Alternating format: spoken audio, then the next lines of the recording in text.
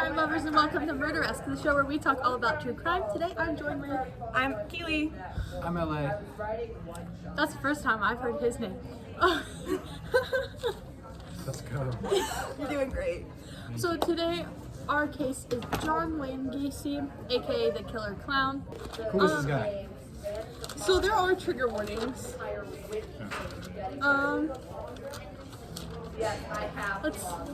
Trigger warnings include sexual assault of minors, rape, necrophilia. Necrophilia. I think that was my reaction first time. And you'll never guess what he's wearing. And murder. If you're sensitive to any of these topics, scroll away now. Otherwise, let's get into it. And sorry about any shenanigans that happen with us too. We don't talk about Greg. They're also We don't talk about Greg. different setup because we're not in the green We don't talk room. about Greg. Our teacher took that from us. Love you, Stone. Mr. Stone. Okay. We love I like stuff. the story arc actually. Okay, so background. On March 17th, 1942, John Wayne Gacy was born in Chicago, Illinois, and he was born to John Stanley Gacy and Marion Elaine Robinson. He's the only son and was the middle child, so he had an older sister and a younger sister. Little background. He was really close to his mother and his two sisters, but he was not close and had a troubled relationship with his alcoholic father, who would verbally and physically abuse him. He would be constantly belittled and called dumb, stupid, and he was compared to his sisters a lot. His mom protected him, which led to him being called a sissy. Interesting. I still don't like the dad. I don't You're think not anybody supposed likes to. it. You're not supposed to like the dad. No one likes Hey, it. 100-year Well, the mom did. Well, that's her story. He's also called a mama's boy, and was said to probably grow up queer. No, but yeah, he was whipped after he was caught fondling a young girl. The same year, 1949, a family friend began assaulting Gacy, but he didn't say anything because he didn't want his father to blame him. Interesting. What is it called when you blame the victim? Victim blaming? Oh, yeah, victim blaming. The dad was really good at that. I feel like all dads are. So, even though his dad did like really crappy things to him, it is said that John Wayne Gacy still loved his father, but just didn't think that his dad thought he was good enough. I mean, that's interesting, but I understand. You only have one phone. Oh, he was also sick a lot as a boy. That doesn't really come in to play, but I think we all know he's sick. yeah. Okay. So now let's get into his career. So when he was 18, so 1916, he became he got into politics and became an assistant precinct captain for local Democratic Party. Still don't know the names? I don't know. But his Yeah, dad, police station guy. he's not a captain. It's politics. It's not But you said precinct. Isn't that police station? Assistant precinct captain for local Democratic Party. Oh. And his dad called him a patsy. Don't know that I word. don't know if that's easy. Sounds like Sounds a Google it. It's not a nice word. So you know Siri. Hey, Bixby. What's Patsy mean? Siri. Who is easily manipulated or victimized. Yeah. So his dad then did really like horrible things where he gave John a car, and then when John didn't do exactly what his father said, the car was taken. So then he went and made keys, and then even more stuff happened. And so John Wayne Gacy ended up moving to Las Vegas with only $136. That's not a good place to go with only $100. No, it is not. There's like plenty of other places, but Vegas. Yeah. So Las Vegas Ambulance Service is where he worked for the first little bit during his stint in Vegas, and he was then transferred to Palm Mortuary, and he was an attendant for 3 months, where he would observe embalmings and be a pallbearer when needed. So he lived there. He had like a cot in a separate room. That's where he lived. Major trigger warning right now for the necrophilia. We'll put like probably in the description, like for like when you can skip over this part. But yeah, major warning for necrophilia. So when he was living there one evening, he climbed in a coffin with a teenage boy and he fondled him. He said that while he was doing that, he felt a shock, and it scared him, so he moved home. So in 1963, he felt a shock. That's the shock? Yeah, Why'd he do it? because he wanted to. He's gross. So in 1963, he graduated from Northwestern Business College and became a department manager, which is kind of like he graduated college without even ever having out of high school. Oh yeah, he did. So like, That's good pretty for you, cool. good for you, I guess. But also like, yeah, but he was the department manager at Nunn Bush Shoe Company, where he got engaged to Marilyn Myers, which was one of his coworkers. Let's go. We love relationships. Workplace relationships. So later on he joined JC's, which we still don't know what JC's is. Yeah, no, we don't know what JC is. We've looked it up like 4 times. We can't figure it out. Well, I think it's a gentleman's club. Live in a closet.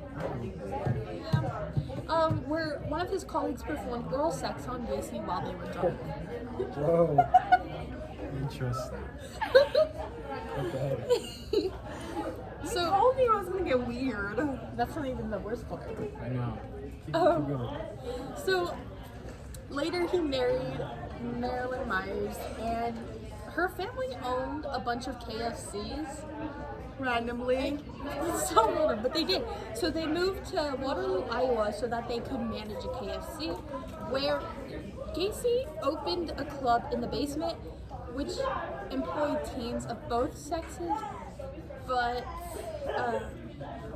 he only like really would associate with the boys. Yeah, so there's like teens of like male and female, but we don't really talk about that. You want to talk to the people.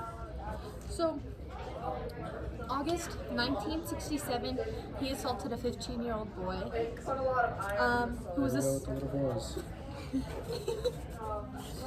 he was the son of a local politician and a fellow JC. Oh, this is where the JC war starts. Oh yeah. So John lured the boy to his house with the promise of showing him a stag video. And John gave the kid alcohol and persuaded him into mutual oral sex. Not consensual. And like it didn't come out for a while, so before it came out, Gacy would assault multiple youths by getting them to have sex with his wife, then blackmailing them into giving him oral sex. Interesting. A lot happened, like legal proceedings. There's a lot of legal proceedings Makes sense. from the minor, the 15-year-old. The first one? The first one, he told his dad, and his dad, like, there was a lot of legal proceedings. But, so like, after all of the legal aspects, Gacy was convicted of sodomy on December 3rd, 1968, and sentenced to 10 years, where he got divorced. So yeah, 10 years in prison. Oh, no, not this again. How'd you feel about 10 years in prison? For all of the crimes you know we've talked about so far. Lock him up forever. Oh, you poor thing. He was granted parole after only 18 months Damn. and was given 12 months of parole. What year was this? Like 19. So it was gonna be like 1969, 1970. It was released. That was a while ago. I still hate the juries. I think we all do.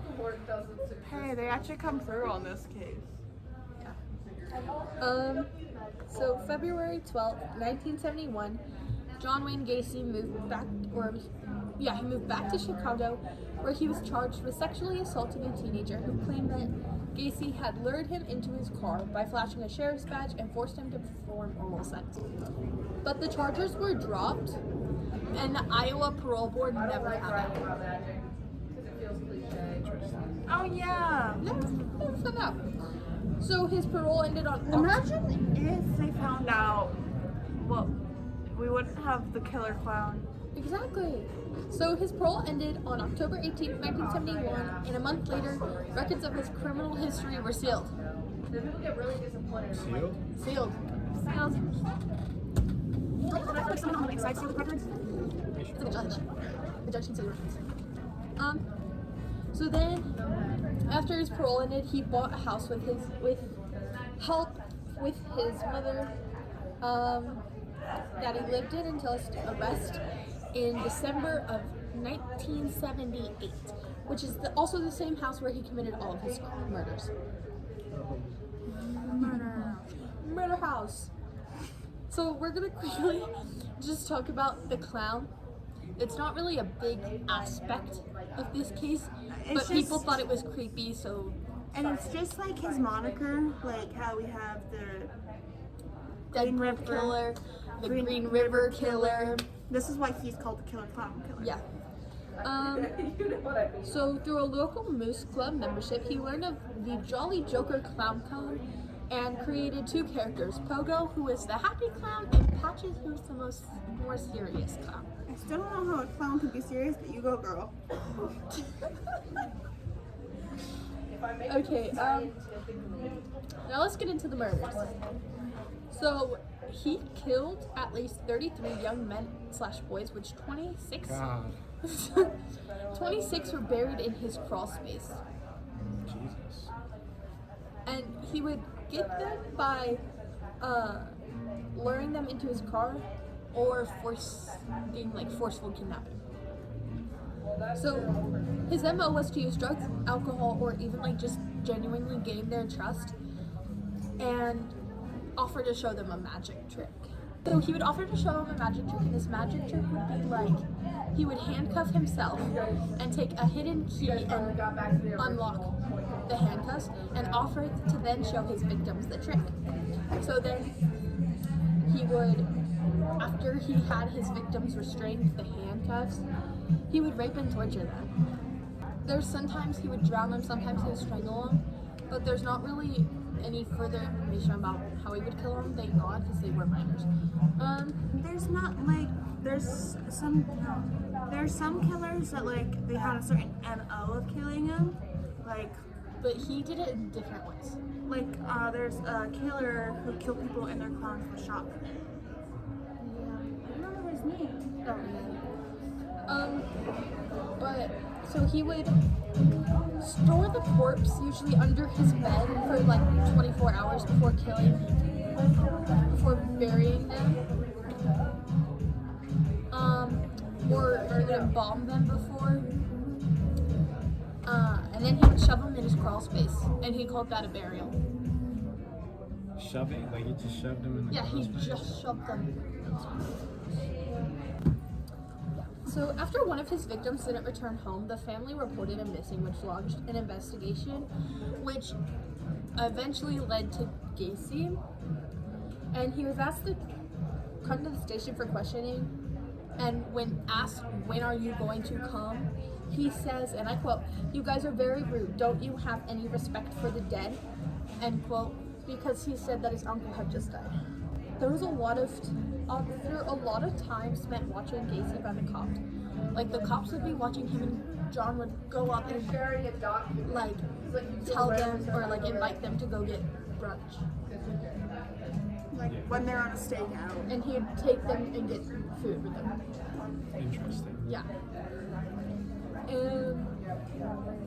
But Gacy, like, he became very paranoid and drove to his lawyer's office, got drunk, and confessed to the killings, which led to a search warrant being issued. Well, 2 search warrants had been issued before. Previously, but there was nothing that came out of They it. never found anything, and so the 3rd search warrant, they actually were found. And so after the remains were found, Gacy was arrested, and he was brought to trial on February 6, 1980, sentencing Gacy to death for each murder committed after the death penalty came to effect in June of 1977. So any of his murders committed after 1977, June 1977, Each one he got got a death penalty. he got a death penalty for each. And his execution was set for June 2nd, 1980, but he remained on death row for 14 years. That is an insane amount of time. Yeah. So when you're on death row, you get a final meal, which like can be denied, but it can be accepted. And so for his final meal, he got KFC, fries, a dozen fried shrimp, fresh strawberries, and Diet Coke. Honestly, Wouldn't be my meal, but wouldn't be mine either, but it's okay. you go, girl. So at 12:40 a.m. on May 10th, 1994, the lethal injection process was started, but the chemicals solidified, clogging the IV tube. So the entire thing had to be started over and took 18 minutes total. William Kunkel, one of the prosecutors on his case, said he got a much easier death than any of his victims. They didn't deserve that. No one does. But that's a horrific story of John Wayne Gacy. I never want to cover Stay it. away from clowns. Clowns are gross. Don't really talk to are. them. They're horrifying. But if you like this video, Subscribe, like, comment. subscribe, and I'll see you next time on Murderess. Bye. Bye.